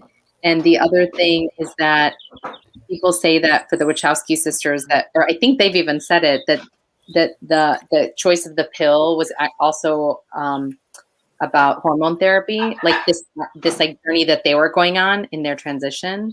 So there's something about the use of the Matrix that's like so profound. Your body is forever changed too. So yeah, more commenting on the Matrix than perhaps your story, but those are like huge themes in the Matrix. And like, what's the meaning of it all? What's this life? And there's Buddhism in there. There's everything's in there.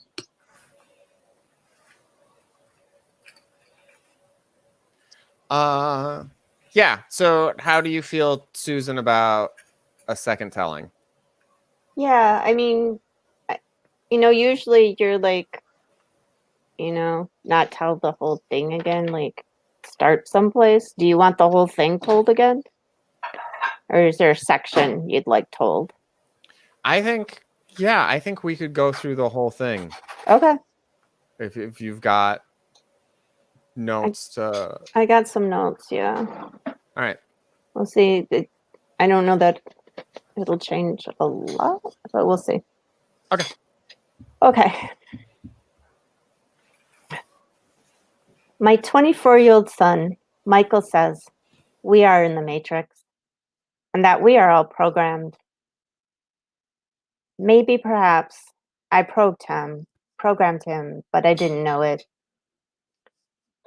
He was a week overdue, and I was really big due to a few too many Three Musketeer bars. Coworkers kept asking me, "Are you ready to have this baby?" All I ever said was, "No." I felt great, best in years. I had PMDD, so before being pregnant, I was suicidal every month for a week. Each month, I would have to tell myself, "You will not feel this way in a week. Just get through the week." Once I was pregnant, I was no longer suicidal once a month. It was heaven. I felt great. I had my baby with me all the time. I didn't have to do anything extra to keep my baby with me. So no, I was not ready to have my baby. My body had other plans. So on January 17th, 1997, it was a cold evening in Glenview, Illinois, where I worked. Now, cold is a relative term, so I'll tell you the depth of the cold this evening. It was -9 degrees Fahrenheit. The wind was blowing strong. Again, I was overdue by a week with Michael Gary Maller. I couldn't even zip up my coat. I was that big. I went to put a fixed asset tag on a computer at work, and my water broke.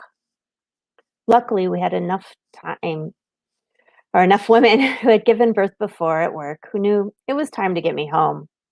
It was close to quitting time, so 2 women drove north to my condominium. One drove my car home, and another drove me home. I walked up the 3 flights of stairs to our condominium, assuring everybody I would be fine. First babies can take a long time to come, but I was actually lucky that my water broke so fast. Sometimes maybe it's not being programmed or being in the matrix, but there are other things that affect you that you don't have a say in. So my husband, Bobby, he didn't like the hospital I was due to deliver. And so the last minute, I acquiesced and we switched the hospital. It was a little closer drive, but I had no doctors that practiced there. The only way they would take me was if my water broke. That was the hospital rule. Another thing, is that a program or is that just a rule? And lucky for me, it had worked. Bobby was due to play a gig that night. I told him to go play it. It should take a while. At least there's a little free will, because he said no, and he went and told the band who would be making it that night. So from 5 p.m. to midnight, the pain increased. I was crawling on all floors, trying to relieve the pressure off my back. It seemed Michael had flipped to what they called sunny side up and was scraping the back of his skull down my back. Around midnight, Bobby said it was time to go to the hospital. I could not even sit down. So I rolled myself into the back of the full-size van and lay on the floor, feeling every bump in the road. Since we did not have a doctor there, we were not informed about the procedure to be admitted there. It was dark, windy, below freezing cold. It seemed that the parking lot was full. So Bobby parked about a half mile away from the hospital. I guess we didn't think it was a true emergency. Or maybe I was just so out of it, I couldn't scream, "Go to the emergency entrance." So we got out of the van and we slowly walked the half mile to the front door of the hospital, only to find that we didn't understand that after midnight it would be locked shut and a sign saying, "Walk over to the emergency entrance." That almost felt like another quarter mile around the building in -degree Fahrenheit freezing, windy, cold Illinois weather. Arriving at the emergency entrance, they asked who our doctor was. I said we didn't have one here, but that my water broke at 5 p.m. So our understanding was they had to take me. The looks on their face were one of shock, that someone would purposely plan to go to a hospital where their doctor did not practice. But as advertised, they had to take me because my water broke. They did not have room for me, so they put me in a post-op room where just curtains and beds were dividing the patients. They did not offer anything to help the sunny side up positioning, and anything I asked for, they said they did not have. My mom, she was strong. She never took drugs to stave off the pain of childbirth, and I was a 9-pound baby, so I guess I was not going to take painkillers either. But it was now nearing 12 hours, and Michael still had not arrived. It seemed, just as I had not wanted to birth Michael, he did not actually want to be birthed either. So besides flipping himself 180 degrees, he also kept slowly coming down, only to push himself back up. The doctors could see his head, and then swish, it disappeared back into me. This went on for most of the 7 hours we were in the post-op makeshift delivery bed. I think the doctor had their own program that they were trying to get to. After being at the hospital, emergency called in from midnight to 7 in the morning. She was ready to call it quits. So she knew I was pretty stubborn and I didn't want any drugs. But she said if I took the epidural, it would help me to push Michael out. Later, I figured this was a definite lie. Just something to tell me so she could get this baby out and go home. So she prepped me for a C-section. It was pretty obvious. Because once I had that epidural, I couldn't even lift my legs. I couldn't feel anything from the waist down. I was paralyzed.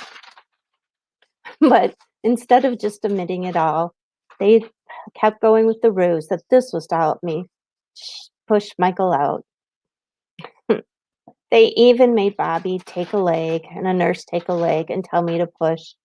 I had no feeling from the waist down. I couldn't even actually move my legs. How could I push anything? I could not. Finally, they convinced me that the only alternative was a C-section.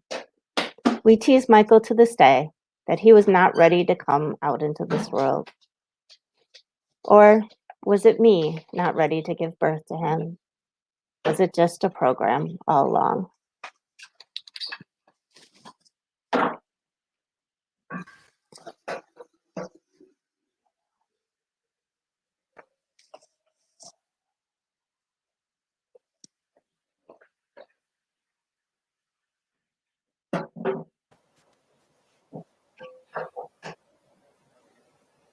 Dan, you're muted, buddy. Oh my goodness.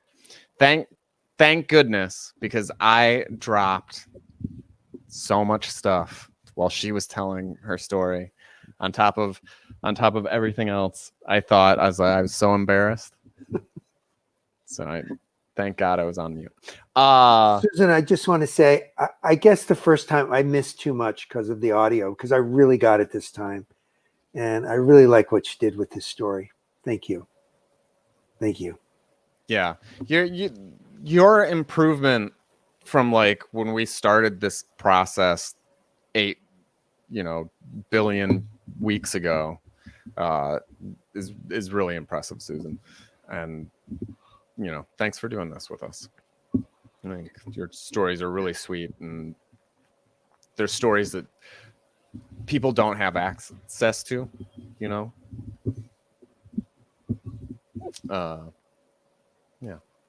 So I'm going to throw it to Kay so she can explain how the next part of our show goes down. So, ladies and gentlemen, boys and girls, family of all types, this is the part of the show where you've heard 2 stories, and one of our panel storytellers that joins us every week is going to choose one of those 2 stories and reinterpret it and bring it to you again. And this is a way that we help the audience understand the concept of voice. When you say that you're telling the story in your voice, there's something about the facts that change when a new teller gets to present them to you. And we bring that to you now. Yeah. All right. So I feel like I have a thread on Amrita's story, but I'm going to throw it out to the panel and give you 2 or 3 seconds to see if anybody really wants to do the retelling of one of these stories. Okay. I need some of the genealogy very cleared up for me real fast. Yeah. So you start in relationship. It's your Great-grandmother great-grandfather and great-grandmother. goes to war. Oh, and his name was Paul Singh. I remembered. Paul Singh, Sham Kaur, and they had a son, Gurbachan. I'm not. There's only so much I can do. But Paul Singh, great-grandfather, and then grandfather is the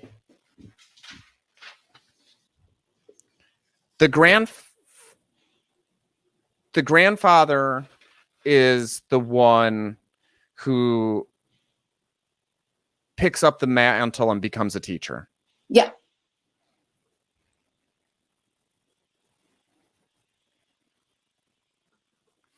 And then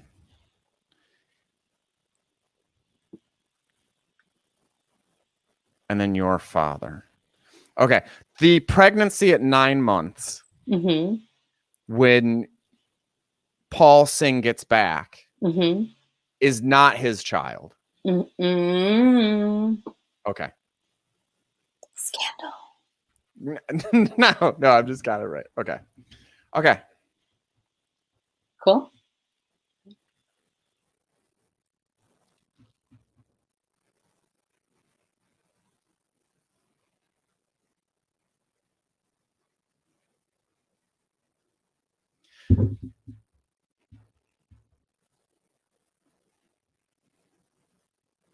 I don't know what my roots say about me. I don't know how much reflected glory I get to cop to. Like, am I allowed to feel it? Because my lineage is so cool, and it's my sort of cool, where it's like fucking star-crossed lovers and this will to change society. And I love that about the people who brought me into existence. Do I get to be that? Do I want to be that? I don't know those answers, but what I can say is that, like, I love that it's out there and that I get to talk about it. My great-grandfather, Paul Singh, he was in India, and he was in love with this woman who was a seamstress. He was in love with her so much, and they got married, and they had this great relationship, and he got called off to war. It's not his war. It's not really his ideals that he's fighting for, but he's got to do it. So he heads off to World War I. And the way it works is there's not a lot of money for the woman that he married, the woman that he's in love with. It's not like the GI Bill. It's not like he gets double bunked and everything that happens for you here. You know, nobody gets married so they can join the army and get extra bonuses. He's fighting in trenches and being shot at and shooting at. And it's terrifying. And all he wants to do is get back to this woman and help her. And he's worried. He's worried the entire time that she's starving to death, that she doesn't know how to make her way. And her family gets together and her friends get together and they say, you know what? It's World War fucking I. Everybody dies. It's been 9 months. He's dead. Move on. And it's not like she wants to move on, but he probably is dead. And she doesn't want to starve. I don't know anything about the royal guard that she got with, that she married, that got her pregnant. When Paul Singh got back, she was about to have that child. It's not his. But is it? Like, what does it mean when a woman that you love has a kid? Like, you can adopt people, then they're your kids. Like, what does it mean? Like, you just give them that love, right? And do you want to tear up a family? Do you want that other guy to not have that kid?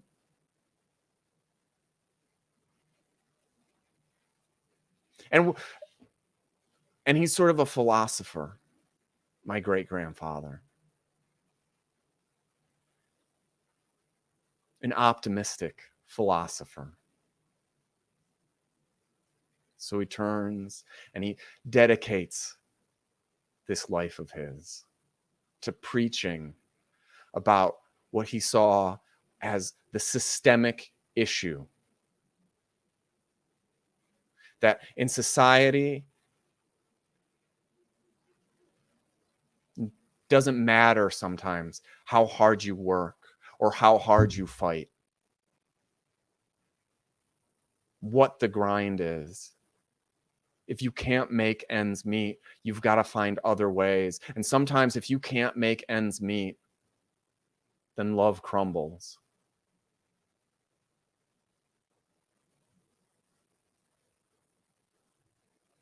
I've known that like a little bit in my life.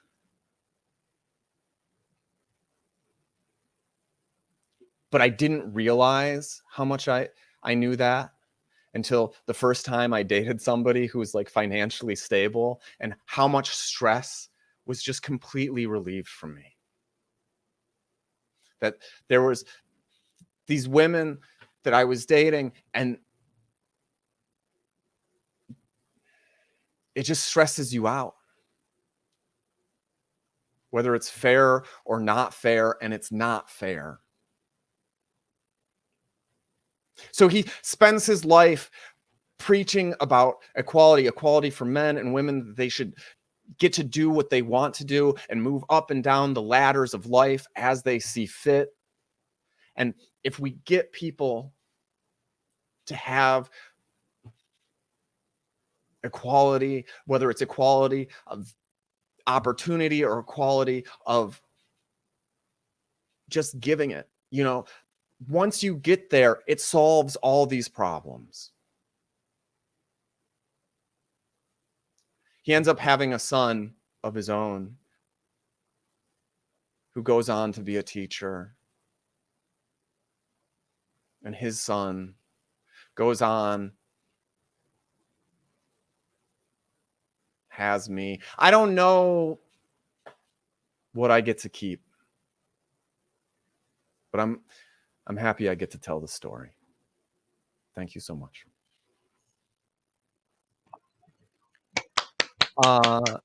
And that is our show for tonight. There's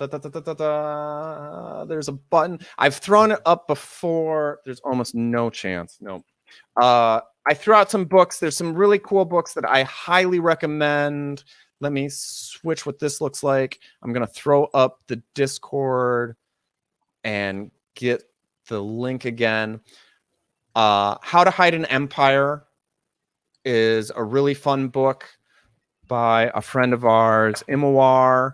And then there's another one that I put out that was called The Broken Ladder, and it has stats on inequality, income inequality, and how it gets created, and all these like crazy problems that you wouldn't think about naturally that come about because of it. And I highly recommend both of those. If you want to talk about them, if anything that we said here makes you want to tell a story of your own, jump into the Discord. We'll be there for at least a half an hour hanging out and chatting. It's 8 o'clock. Our show is over. Does anybody have anything that they want to say other than goodbye? Goodbye, everybody.